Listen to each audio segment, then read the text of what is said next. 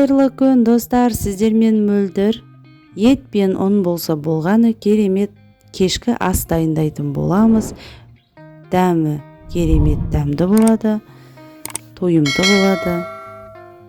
Қамырын дайындап аламыз. Бір жұмыртқа, бір ас қасық пісте май, ұн, су, тұз салып, осылай тесто дайындайтын боламыз.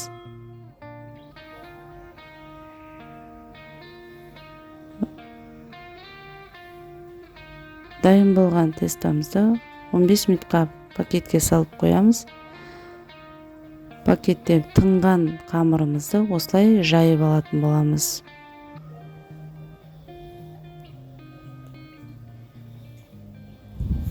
Қамырды жайып,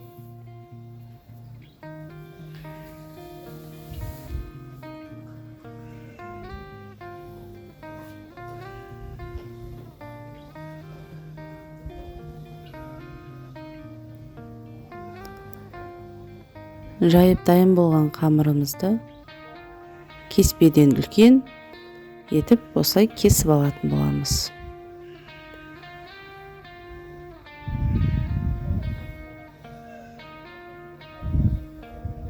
Міне дайын, осылай көлеммен дайындайсыздар.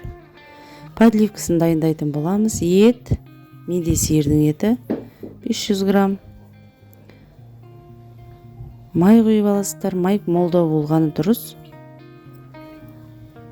Ет табаға жабысып қалмау үшін мен бірінші тұз сеуіп алдым. Етті салып қуырып, болгарский, пияз. Болгарскийді мен достар морозильникте сақтаймын қыстың күні.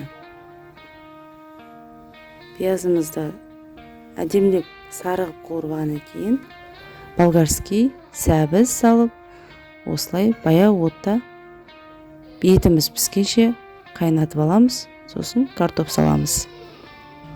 Қайнап тұрған суымызға қамырымызды салып, ыдысымызға сүзіп аламыз. Подливкамызды салып, осындай дәмді керемет ас шықты. Дайындап көріңіздер, ас болсын.